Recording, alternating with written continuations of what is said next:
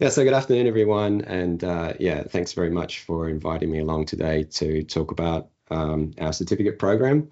As Ewan's already told you, my name's Matt Wood. I'm an assistant professor at the University of Tsukuba. I've been here for 16 years now, a bit over 16 years. And a large part of my role here is developing and delivering the science communication curriculum within the Faculty of Life and Environmental Sciences. Recently, this also includes convening our fairly new certificate program on science communication. And that is the topic of the magical journey on which we are about to embark. So this story, rather than beginning this story at the beginning, I'm going to start in the here and now and give you a quick overview of the program in the present moment. And this story takes place at the University of Tsukuba. And for those of you, I think most people listening in know about us, I think, but for those of you who are not familiar with the University of Tsukuba, we're a national university. We're consistently ranked in the top 10 universities in Japan, and I'm not saying that as a measure of our value or anything, just as a measure that we're a fairly well-known and recognized university in Japan. It's a fairly moderate-sized university. We've got a bit more than 16,500 students. So it's not very small, it's not very big, it's somewhere there in the middle. And we're also moderately international by Japanese standards, at least. We have about 2,200 international students. So a little over 10% of our student body are international students. Most of those are graduate students. We are a comprehensive university, which means that most of the major disciplines are represented here. We have a fairly strong STEM focus, medical sciences as well, but we also have sports and social sciences, art and design, information and library services, and so on. We don't have journalism, unfortunately, as far as I'm aware, but that would be nice if we could add that. But most of the major disciplines are pretty well represented here. And we're located in Tsukuba, of course, which is about an hour out of Tokyo. And Tsukuba is known as the Science City, for those of you who are not aware.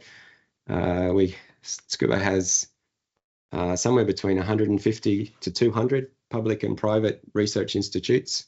That includes the likes of JAXA, RIKEN, NIMS, the KEK Particle Accelerator is just up the road. We've got the National Institute of Environmental Studies and so on. And also a whole bunch of corporate research centers. Astellas, Sumitomo, Fujifilm are all located here as well.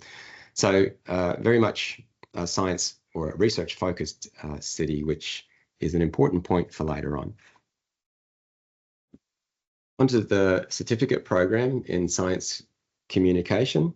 This is the program that we've started up a few years ago, and it's what I've been asked to talk about today. In Japanese, it's called a Gakushu Shomei program. There's also another kind of program called Rishu Shomei program. I'm not entirely sure what the difference is between them, and there are a bunch of these kinds of programs at our university and at other universities as well. I think most of them are similar to ours, although the rules and regulations for each of the programs, it differs depending on the program. So speaking about our particular certificate program, it's a certificate that is open to students who are currently enrolled in one of our master's or PhD programs at the university. And this certificate program allows those students to earn an additional certificate while they're completing their graduate program. So they might be doing a master's in education or a PhD in biology or something, but they at the same time study for the CP SciCom and receive an additional certificate when they graduate. In the case of the CP SciCom, students need to complete 6 credits from designated science communication courses. And if they do that before their graduation, they'll receive the additional certificate. We currently offer around 15 credits from which students can choose the 6 that they're going to complete. And the courses that we offer are grouped into 3 categories: theory courses, skills courses, and experience courses. The theory courses, as you can probably imagine, cover things like background to science communication, the reasons and importance of SciCom, the values and philosophy in science communication, science and society relationships, issues in science communication, research topics in science communication, and those kinds of things. So that's the theory group of courses. The skills group, of course, is focusing on developing practical communication skills, things like presentation skills or writing skills, visual design. We can also send students to the Science Communicator Training Program at the National Museum of Nature and Science in Ueno, and students who complete that course will get credits that count towards their CP SciCom. The experience courses are meant to offer students an opportunity for exposure to real science communication settings. This could be things like a project that the student plans and implements by themselves, or it could be an internship or a field placement type of credit. So we've got a few different options there for students to have some exposure to science communication in practice. The courses we have both Japanese and English courses, but that we don't offer the whole program in both languages. So some courses are offered in Japanese, some courses are offered in English, and some of the courses can be taken in either Japanese or English. But we have enough credits in both languages that students who prefer to study in English can complete the program as well.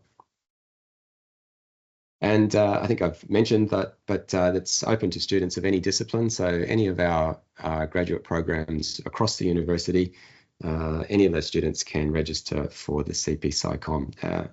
Most of our students to date come from the sciences, but we do have some students who have come from psychology and education and a few other areas as well. We'd like to broaden that as much as possible. Ideally, eventually we'll have students coming to do the certificate from disciplines across the campus. But at the moment, it's mostly science students who are coming. So we're still in the early years, and we're working through a lot of teething issues and ironing out problems as they come up. But we've got a nice little program here, which I hope is the thin edge of the wedge to build on and to lead to more comprehensive contributions to science communication, education, and training in the future. So how do we get to this point? Well, as you can imagine, it's been a very long and very challenging journey. And for many, many, many years, I've advocated for greater official university recognition of student efforts in science communication. For quite a long time, actually, we've had a lot of opportunities for students. We've had quite a few science communication and communication related courses and activities at the University of Tsukuba that gives opportunity to develop skills, understanding, awareness, and experience in science communication. But there hasn't been any official recognition of that skill development. So when students graduate or they go on to try to find a job, they're kind of left to their own devices to try to demonstrate to potential employers that they actually have these skills. So I've argued for university recognition of student achievements. And this is a way to, first of all, to foreground the work that we're already doing, the work that we're already doing in science communication and the importance of that work. Also to support students to showcase their science communication knowledge and awareness, to help them with their career development, and thirdly, as a step towards developing more comprehensive science communication, education, and support programs. Yeah, so back in the dark ages that I've got labeled there, you know, I was going around talking to people at every opportunity, sliding it into discussions in meetings or at social work gatherings, and just talking to anybody who would listen about the need for this university recognition. And I managed to gain, you know, in principle support from a couple of people who turned out to be key allies later on. So in 2019, everything really kicked off, I suppose.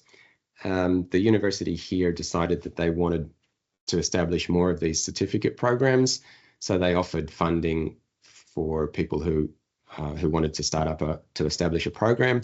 And that fitted in perfectly with what I'd been saying about university recognition of student achievement. So we applied for the funding and we received it.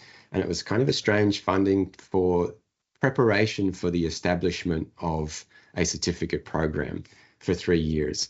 So we couldn't use the funding to implement the program. We had to use the funding to prepare to establish the program.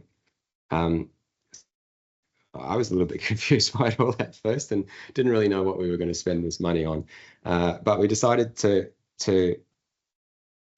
use that money to try to foster an environment into which a science communication program could be born and flourish.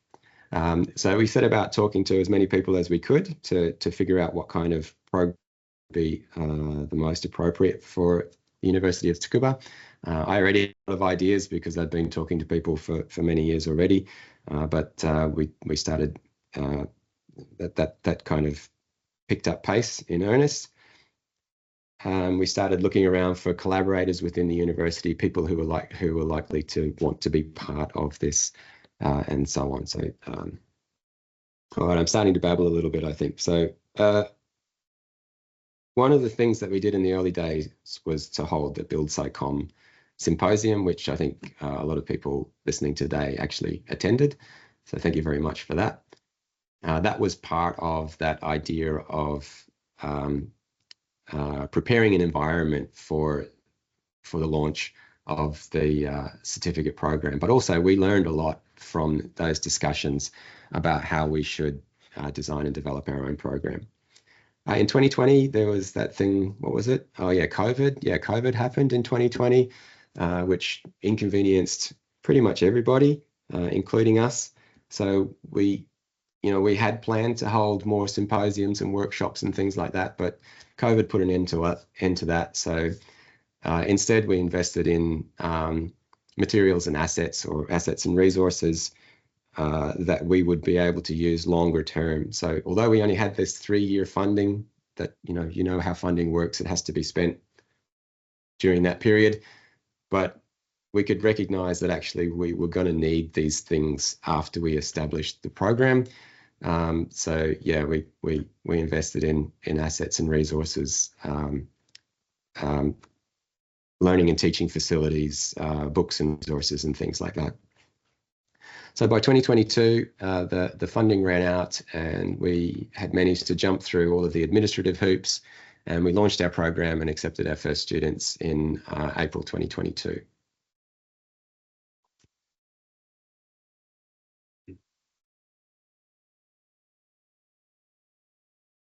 Yeah, okay, so moving on. So from all of these discussions with people that I've had over the years, like every opportunity that I have to speak to people who have been instrumental in establishing or maintaining a science communication program, I've always tried to kind of pick their brains about what's important in building these things. And so from all of those discussions, well, there's lots of important things, but three is a nice number. 3 really stand out to me. The first one there is to foster allies. You can't do this by yourself. Well, you might, I think, but it's pretty unlikely that you're going to be able to do this by yourself. You need allies, collaborators around you who are working with you, but these allies are, a few people who are supportive of what you're trying to do, but they're also in positions where they can influence or agitate or somehow push the project forward. I mean, there may be other words to describe these kinds of people, but yeah, you need a couple of, I think it's really important to have a couple of allies in key positions that can help drive the project forward.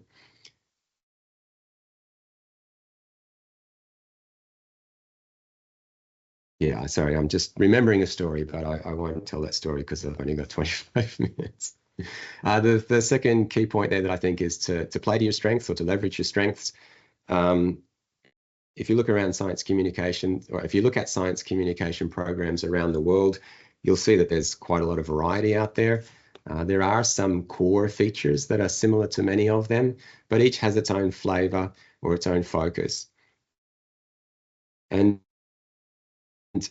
most of those courses are categorized by what that particular university or that particular department does well. A really illustrative example of this that I always remember was I was told about a program at the University of Hull in the UK, and the University of Hull has a fairly strong drama and theatre program. So when they set up their science communication program, it also had a theatre and drama flavour to it. So the university recognised that that's what they do. So that's how they were going to build their science communication program as well. So if you're thinking about doing one of these, setting up a program, you might want to think about what are the characteristics that distinguish you from other universities and how you can use that to shape your program. So you want to kind of stand out from the other programs a little bit as well. It's not on the slide here, but you also need to consider your weaknesses and how you're going to accommodate that in your program. And I'll talk a little bit more about that in the next slide. But yeah, leverage your strengths and accommodate your weaknesses. And the third key point there is to build in resilience. It's pretty common for science communication programs to fold. I've seen so many examples of programs that have been set up and have done reasonably well for a few years or even for many years, and then they just kind of fold. And the science communication programs are typically much smaller than the entrenched programs. A program in science communication is not going to be the same size as a bachelor degree, for example. So those big entrenched programs are never going away, but the science communication programs typically are smaller. They're often instigated and propped up by just one or two enthusiastic staff. And so they're very fragile and they're very prone to collapse when situations change. So if staff move away or if they retire, that can leave the program prone to collapse.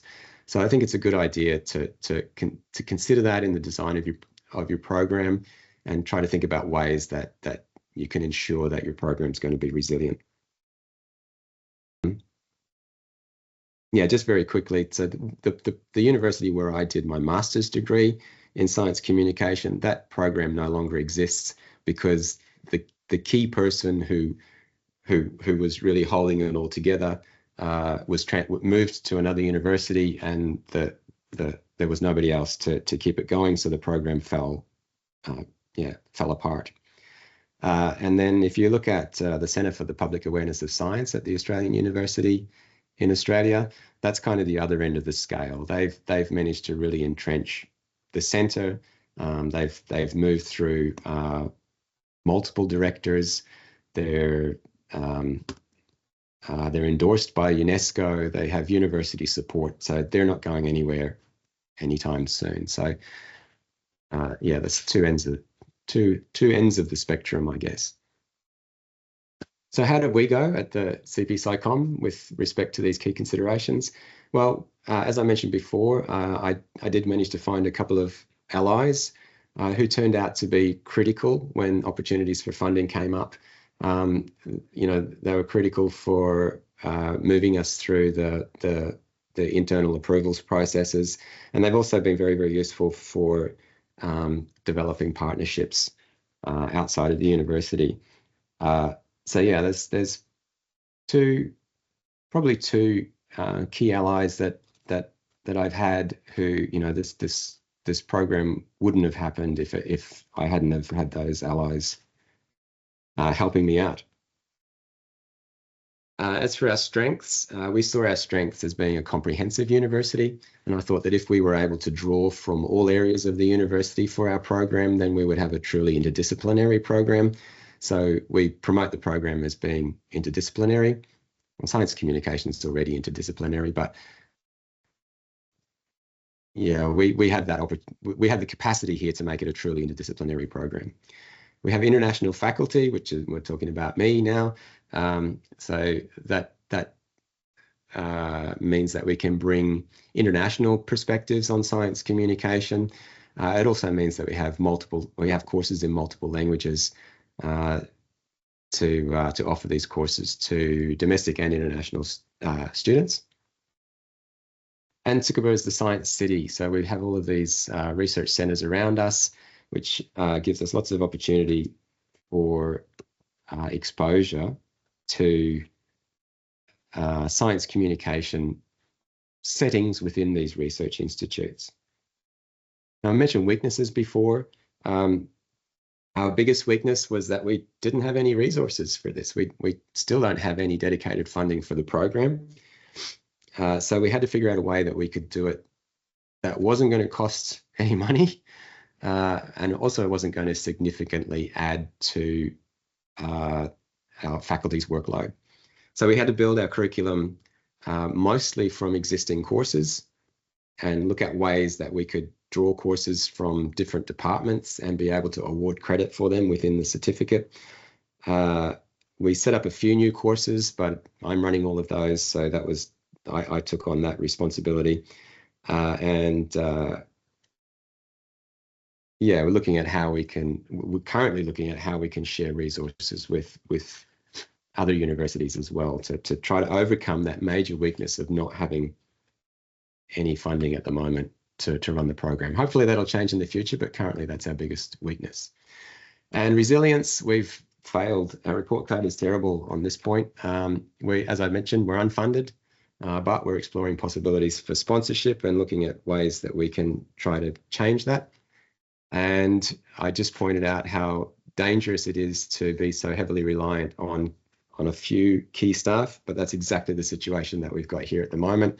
So, I'm looking at how we can try to change that through formalizing procedures so that if somebody leaves, another person can step in and take over the work, and also sharing the responsibilities for running the program a little bit more broadly.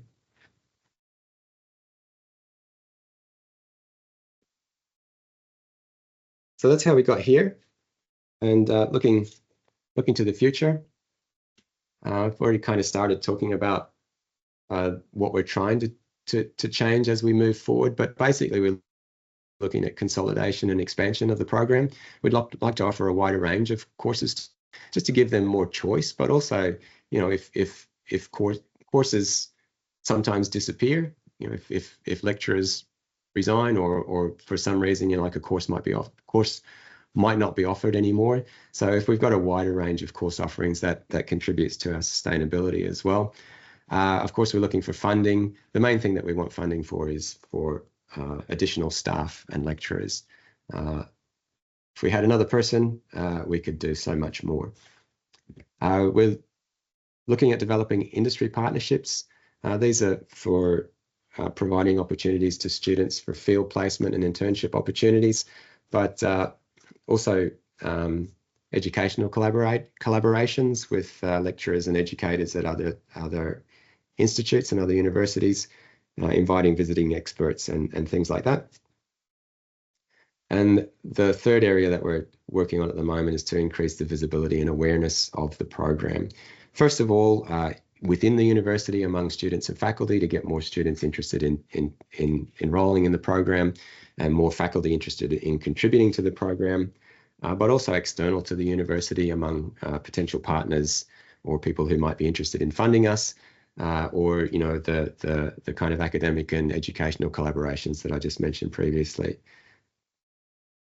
Yeah, so there are three kind of main areas that we're working on at the moment.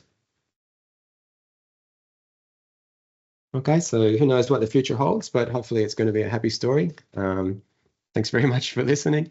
And you know, I've tried to go through that fairly quickly. So if there are any details that you'd like to know more about, please ask.